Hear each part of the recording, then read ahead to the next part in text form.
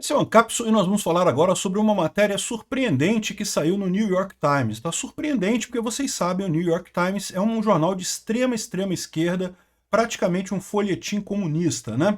Há poucos dias atrás a gente falou sobre essa matéria aqui do The Economist, né? Falando que o Brasil está ensinando a América, porque é assim que se faz democracia, prendendo a oposição, é assim que é democracia de verdade, segundo a The Economist, né? A esquerda não pode aceitar a direita, tem que prender todo mundo, aí sim teremos democracia, só a esquerda concorrendo. Um absurdo essa matéria, a gente já falou sobre isso, né? Mas o New York Times, que é tão esquerdista quanto a The Economist, tá falando aqui, criticando o STF, tá? Uma matéria grande que saiu hoje falando aqui, olha, a questão democrática do Brasil, como perseguir, como julgar um presidente, né? Ele está indo para um julgamento, mas o caminho está cheio de preocupações de que o judiciário exagerou nas suas funções, que houve um monte de erros nessa história. Me pareceu uma colocação bastante razoável. É lógico, como jornal esquerdista, ele continua achando que Bolsonaro tentou o golpe, coisa e tal, coisa que não tem nenhuma evidência disso, mas está apontando para aquele ponto que eu falo para vocês, que teve muito erro nesse julgamento do Bolsonaro. Muita coisa foi feita às pressas, muita coisa foi cortada do devido processo legal, a própria velocidade do julgamento é um negócio que depõe contra o ponto do direito, né? Ou seja, deixa claro que é um julgamento com conveniência eleitoral para evitar que Bolsonaro tenha influência nas eleições ano que vem. Vamos entender esse assunto aqui porque o pessoal está levantando alguns pontos interessantes. E não é só aqui não, tá? Aqui, ó, tem duas matérias hoje, na Veja e na Poder 360, que também estão criticando esse julgamento do Bolsonaro, apontando falhas aqui. Será que é o pessoal já preparando o povo para o que vai acontecer agora nessa semana? Vamos imaginar que, por hipótese, né, essa próxima semana começa o julgamento, tá? O julgamento não termina na próxima semana. Começa no dia 2, aí vai ter o dia 7, que vai ser o dia de manifestações, e deve concluir o julgamento na semana seguinte, né? E a esquerda está achando que vão ganhar de 4-1, vai ser só o Fux votando ao contrário, né? E eu estou dizendo para vocês que eu acho que vai ser 3-2 a favor do Bolsonaro. Mas vamos ver o que vai acontecer. Essa notícia foi sugerida por Mais Apavorado que o Xandão, Bombado da Voz Fina e várias outras pessoas. Obrigado aí ao pessoal que sugeriu notícias lá no nosso site, no visãolibertaria.com. E obrigado a você que está assistindo o nosso vídeo. Se você gosta do nosso conteúdo, por favor, deixe o seu like e se inscreva aqui no canal, né? Então, vamos lembrar que a gente está falando de jornais esquerdistas aqui, tá? Mas, como eu falo para vocês, mesmo entre o pessoal do STF, mesmo entre as pessoas que querem ver Bolsonaro preso, muita gente tem, já há algum tempo, a avaliação que o Alexandre de Moraes errou pra caramba nesse processo. Um monte de coisa que ele fez de forma exagerada, que agora depõe contra a rigidez, digamos assim, contra o bom nome desse processo que o Bolsonaro está sendo submetido, né? E aí o pessoal fica preocupado com isso. Por quê? Porque arrisca eles se tornarem os vilões dessa história mais adiante. Eles vão se tornar os vilões dessa história mais adiante, mas não por causa dos erros do Alexandre de Moraes. É porque o ponto base que eles estão perseguindo nessa coisa toda não aconteceu. Não há nenhuma evidência de que Bolsonaro de fato tentou um golpe. Bolsonaro ficou insatisfeito com o resultado das eleições? Ficou. Criticou as eleições? Criticou as eleições. Procurou questionar as eleições no TSE? Foi. Ele entrou com uma ação na justiça no TSE para questionar as eleições. Há alguma indicação que ele tentou fazer alguma coisa fora da Constituição para se manter no poder? Não, não tem nenhuma. O fato de ele ter ficado chateado com o resultado da eleição não quer dizer golpe, esse tipo de coisa, né? Então, evidentemente, o erro deles é nisso. Mas, de qualquer forma, é uma conclusão que ajuda o nosso lado. Ou seja, se realmente o pessoal da primeira turma chegar à conclusão de que, olha só, eu até acho que o Bolsonaro é culpado, mas a questão é que esse processo foi todo feito de uma forma que não deveria, de uma forma indevida, né? Vamos ver essa matéria aqui. Como eu falei, são dois jornalistas, o Jack Nickas e a Ana Ionova, que falando sobre esse caso, né? Aqui, ó. Muitos brasileiros e muitos americanos, vigiando de longe, vê esse momento como um triunfo da democracia, né? O Brasil emergiu de uma ditadura brutal apenas 40 anos atrás e havia o risco... Então, de novo, o que eu falei para vocês, eles acham que Bolsonaro ia dar um golpe mesmo, né? Porém, isso tem deixado o Brasil com uma visão e uma série de questões sobre a democracia que ele está buscando proteger. E essas questões começam exatamente com a Suprema Corte Brasileira. Ou seja, aquilo que eu falei para vocês, a Suprema Corte Brasileira fez um monte de coisas absurdas para tentar tirar Bolsonaro a qualquer custo do poder, né? Ao longo dos últimos 6 anos, a corte deu a si mesma poderes extraordinários para confrontar aquilo que era vista como uma ameaça extraordinária do Bolsonaro e seus ataques às instituições. Pela primeira vez, a corte podia lançar e liberar suas próprias investigações, dizendo, e mesmo quando as vítimas eram a corte ela mesma. O que não preciso dizer que isso é um absurdo do ponto de vista jurídico, né? Todo juiz, quando é a vítima num caso, deveria se abster de julgar aquilo ali. Sempre existe outro juiz capaz, né? O julgamento poderia ter sido na primeira instância, poderia ter sido no STJ, poderia ter sido num monte de lugar. O STF, no momento que, se vendo como vítima de um eventual ataque do Bolsonaro, quis julgar esse ataque, é totalmente inválido isso, né? Enfim, tem o artigo inteiro, é bem interessante, é nessa linha que eu falei para vocês, tá? O pessoal aqui não está questionando o golpe do Bolsonaro, está achando lindo processarem o Bolsonaro, mas está questionando essa coisa que a Suprema Corte criou agora de uma forma absurda, né? Aqui, ó. Ao contrário desse outro artigo do The Economist, que está achando tudo lindo. O The Economist falou, não, porque tem que fazer isso mesmo, o Trump tinha que ter julgado o Trump desse jeito também, prendido todo mundo, porque não sei o que lá, porque isso, porque aquilo.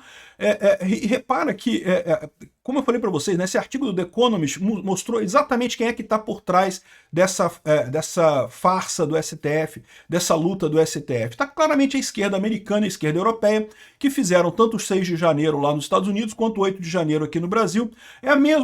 Tentaram jogar a mesma coisa. Lá nos Estados Unidos não deu certo, eles não conseguiram prender o Trump como eles queriam, né? Prender o Trump por insurrecionismo e coisa e tal.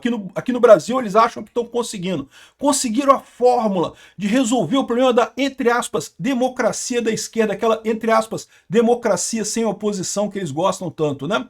Então, enfim, só mostrou esse absurdo. E aqui, o New York Times está sendo um pouco mais cuidadoso nessa história.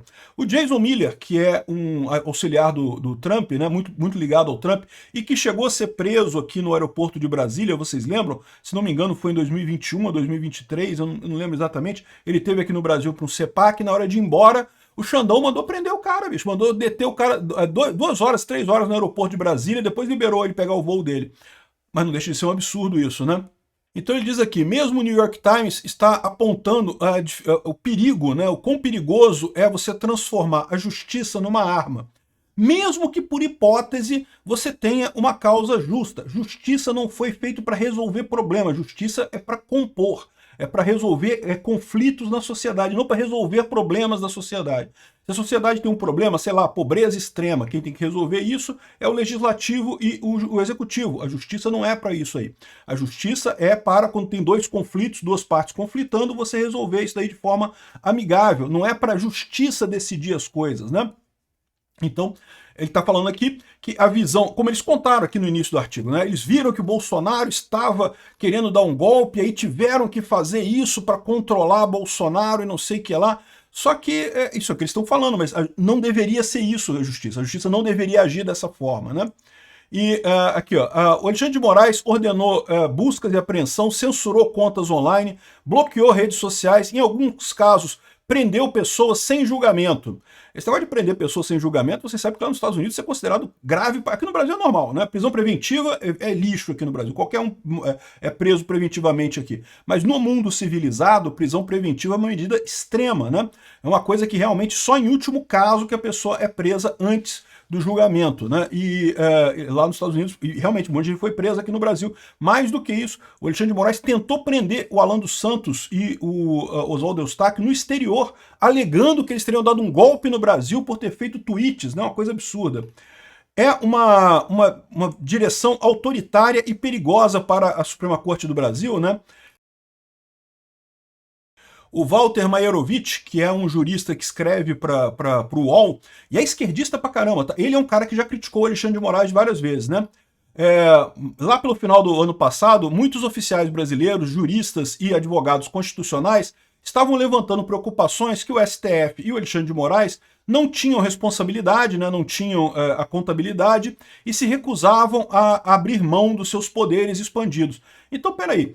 Então, a questão dizendo, assim, mesmo que no primeiro momento o STF tivesse que ampliar seu poder para evitar o golpe do Bolsonaro, Bom, o Bolsonaro já não é mais o presidente, né? O golpe já não foi dado. Então por que o STF continua usando esses poderes ilimitados que ele se deu, não abre mão disso, não continua? Então, entendeu? O que eles estão falando aqui é jogar o fato de que mesmo que o STF tivesse uma desculpa para aumentar o seu poder, para agir fora das quatro linhas, porque era para supostamente conter o Bolsonaro, que nunca fez nada fora das quatro linhas, né? Mas eles tinham essa preocupação.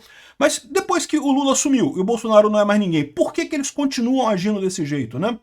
E 3 das 5 juízes da Suprema Corte que estão vendo esse julgamento precisam votar para condenar o Bolsonaro. Esse painel inclui o Alexandre de Moraes, que certamente vai votar pela condenação, e 2 juízes que foram ministro da Justiça do Lula e o terceiro, o ex-advogado pessoal do Lula. Ou seja, como esperar que Bolsonaro tenha um julgamento justo nessa situação? Evidentemente, não há nenhuma possibilidade disso, né?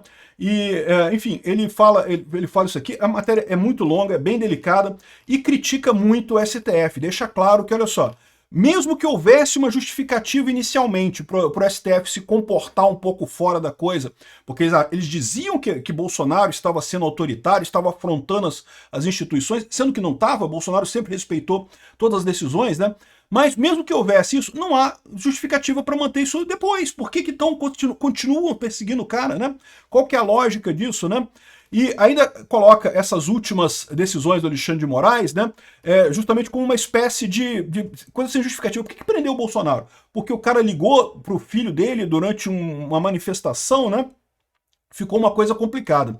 Eles dizem aqui que os brasileiros estão divididos, fala da pesquisa da Quest, sendo que a verdade é que a pesquisa da Quest a gente sabe que é uma exploração do caramba, querendo prejudicar Bolsonaro pra caramba, né?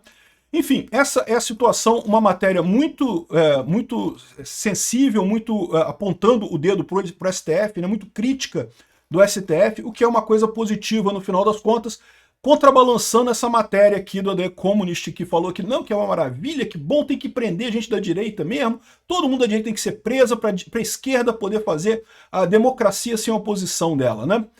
E olha só, e não é só o New York Times que está falando isso não, tá? Aqui a Veja está falando aqui, as pistas que animam a defesa de Bolsonaro e companhia à véspera do julgamento. E aí levanta os pontos que o Fux já questionou ao longo do julgamento, né? E que talvez ele possa trazer no voto final dele, e seu voto dissonante, na visão da Veja, vai ser 4-1, ou seja, vai ser o Fux absolvendo o Bolsonaro e os outros 4 condenando o Bolsonaro. O Bolsonaro seria condenado nesse caso.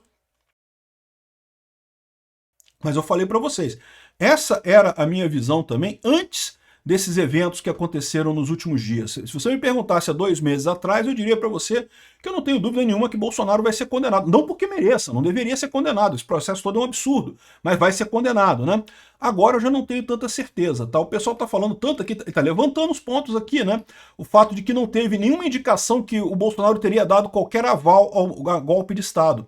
Sempre que se tratou de alguma medida, e Bolsonaro de fato estudou medidas contra o que ele entendeu como uma eleição injusta, todas as medidas que foram discutidas eram medidas dentro da Constituição. Em momento algum se falou de qualquer coisa fora da Constituição, e isso ficou claro em vários testemunhos lá do dia, inclusive o Mauro Cid. O Mauro Cid assinou a delação premiada e coisa e tal, mas ele deixou claro, nunca teve tentativa de golpe nenhuma nisso daí, né? Aí tem outras coisas que eles falam aqui sobre a ordem de Bolsonaro para o quebra-quebra no dia 8 de janeiro. Não teve, Bolsonaro não teve nada a ver com isso. Né? Enfim, um monte de coisa que eles estão colocando aqui que chama atenção, né? Mais uma matéria crítica na Veja, criticando o julgamento do STF. Ok, que na visão da Veja vai ficar 4-1 com o Fux divergindo. Eu não sei não, eu diria que arrisca ter no mínimo 3-2 contra o Bolsonaro, mas eu acho que ainda cabe um 3-2 a favor do Bolsonaro, tá? Eu acho que dá para trazer a Carmen Lúcia e o Zanin também. O Dino não vejo esperança. O Alexandre de Moraes, evidentemente, também que vai votar pela condenação do Bolsonaro. Agora, do jeito que o pessoal tem colocado, né, para você ver, o fato que o Zanin não quis fazer a ofensiva contra a Magnitsky do Alexandre de Moraes, mostra que ele está meio que preocupado com esse negócio. Ele já está na turma do pessoal que está vendo que o Alexandre de Moraes está exagerando nessa história toda, tá pegando pesado nisso daí, tá errado, né? Outra coisa interessante foi essa matéria aqui do Márcio Ait, criticando justamente a questão da mudança de jurisdição do STF que permitiu ele julgar o Bolsonaro. Porque, veja, Mesmo que tivesse, por hipótese, né, um golpe de Estado, uma tentativa de golpe de Estado, quem deveria julgar o Bolsonaro seria a primeira instância. O Bolsonaro não é mais presidente, ele não tem mais o foro por prerrogativa de função, né? No caso dele, você tem um cidadão comum, cometeu um crime, se julga na primeira instância. Isso teria uma série de vantagens. Primeiro, que Bolsonaro teria amplo acesso à defesa e a segundo grau de jurisdição, poderia ter um monte de etapas na justiça até chegar no STF. O fato do STF ter mudado uma jurisprudência, que era recente aqui, em 12 de abril de 2024, o plenário do STF chegou a uma maioria de votos para virar completamente do avesso a sua jurisprudência consolidada, estabelecendo que autoridades com foro especial continuariam sendo julgadas diretamente pelo tribunal, mesmo após o término dos seus mandatos. Ou seja, a jurisprudência anterior dizia que se o cara deixou de ser presidente, o processo vai para a primeira instância e acabou, e é a primeira instância que se vira com o cara não é mais presidente, não tem mais foro por prerrogativa de função, não tem mais que ser julgado no STF, né? Aqui, ó. Isso é uma coisa importante, tá? Isso é uma coisa muito importante. Os 6 primeiros ministros que votaram e consolidaram a maioria para essa guinada jurisprudencial não decidiram no vácuo. Ele já estava com algumas decisões, algumas investigações em cima do Bolsonaro, que eles poderiam deixar para a primeira instância. Se o Bolsonaro é culpado, a primeira instância vai decidir, pô. São juízes também, têm interesse. E, aliás, eu diria que muitos juízes são de esquerda, então teriam a tendência a decidir a favor ou contra Bolsonaro, no caso. Ele teria vantagem só de poder recorrer para outros juízes depois, né? Enfim, o que ele coloca aqui é que... Duas coisas que ele coloca aqui. Primeira coisa, que foi uma mudança muito abrupta nessa regra, uma coisa que ficou feio. E segundo, esse julgamento não acabou, vocês sabiam disso? O julgamento teve a maioria para decidir que a jurisprudência, o STF continuaria julgando o caso do Bolsonaro, mas ainda não concluiu. Em tese, você sabe que até concluir um julgamento, as pessoas podem mudar seus votos, né? E isso poderia ser feito muito rapidamente. Mas enfim, ele está mais uma vez aqui criticando o STF por esse julgamento casuístico, está deixando muito claro que é uma coisa política. Está ficando claro para todo mundo que o pessoal quis tirar o Bolsonaro no tapetão, na mão grande, sem ter nenhum motivo para isso, sem ele ter quebrado nenhuma regra, né?